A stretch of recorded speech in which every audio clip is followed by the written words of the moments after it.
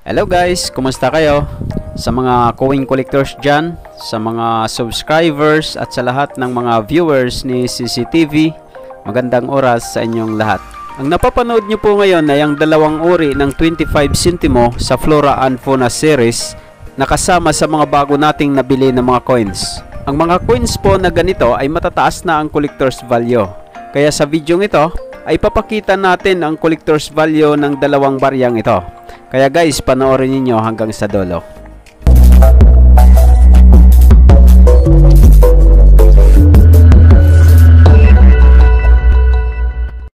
Guys, bago po natin talakayin ang tungkol sa dalawang baryang ito, ay gusto ko munang ipakita sa inyo itong mga bago nating nabili ng mga coins. Ang mga baryang ito po ay nabili natin sa isang online seller na ating nakilala. Kaya sa mga gustong magbenta ng mga coins ay panoorin niyo po ang mga detalye dito sa video ito. Ngayon guys ay dadako na po tayo dito sa ating pag-uusapan ngayon.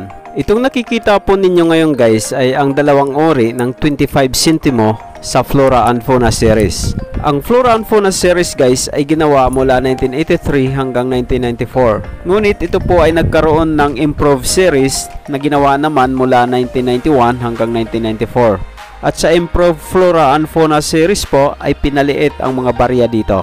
Ang dalawang uri ng baryang ito guys ay napakahirap nang hanapin sa panahon ngayon. Sa kadahilanan po na mahirap nang hanapin ang baryang ito, marami pong mga coin owners ang nagbibenta na nito sa mataas na halaga. At marami ring mga coin collectors ang wala pang hawak nito. Sa ngayon po ay demonetize na ang baryang ito.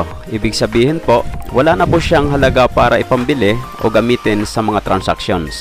Ngunit kahit demonetize na po ang baryang ito, ay may halaga pa rin ito para sa mga coin collectors na katulad ko. Sa katunayan po, habang tumatanda ang isang barya, ay lalong tumataas ang kanyang collector's value. Sabi pa nga ng isang American writer na si Kate Klesa, "Just like old librarians, old coins are often more valuable than they appear at face value." Ngayon naman guys ay bahagya nating titingnan ang mga katangian ng baryang ito. Ang dalawang baryang ito po ay parehas 25 centimo ng Flora and Fauna series. Ngunit kapansin-pansin guys na malaki ang diferensya ng kanilang size. Itong hawak natin ngayon, ito yung large type na ginawa mula 1983 hanggang 1990. Ito po ay may composition na brass. Mayroon siyang bigat guys na 3.9 grams at ang kanyang diameter ay 21 millimeters. Itong isa naman po ay ang small type 25 centimo ng Flora and Fauna series. Ito po ay mayroong bigat na 2.24 grams at mayroon siyang diameter na 16 millimeters. Sa overs naman po ng dalawang baryang ito ay makikita ang image ni Juan Luna at sa kanilang reverse ay parehas makikita ang Philippine butterfly. Panghuli natin na pag-uusapan guys ay kung nasa magkano na ang collector's value sa baryang ito. Sa aking pagre-research guys ay magkakaiba ang mga presyohan. Itong ipinapakita ko sa inyo ngayon guys ay ang nakuha nating presyo sa isang sikat na online selling platform at ang mga estimated prices ng Numista Philippines. Para naman po kay CCTV, ang bintahan po ng mga coins na ganito ay depende po sa mapagkakasundoan ng nagbibinta at ng bumibili.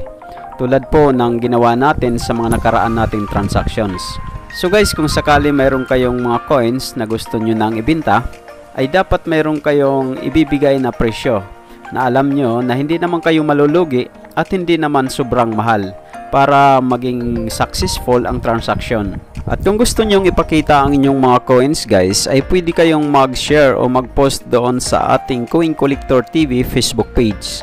At doon, ito ay makikita ni CCTV at ng iba pang mga viewers na nagpa-follow sa ating Facebook page. Sila din po ay maaaring magka-interest sa iyong barya at pwede rin na sila ang makabili nito. Guys, maraming salamat sa panonood nyo sa video ito. Sana po ay mayroon kayong napulot na kaalaman tungkol sa ating napag-usapan. At kung mayroon po kayong mga concern tungkol sa inyong napanood, ay mag-comment lang po kayo dito sa video ito. At kung bago lang po kayo dito sa aking channel at hindi pa nakasubscribe, mag-subscribe na rin po kayo at i-click ang notification bell para updated kayo sa mga susunod nating uploads.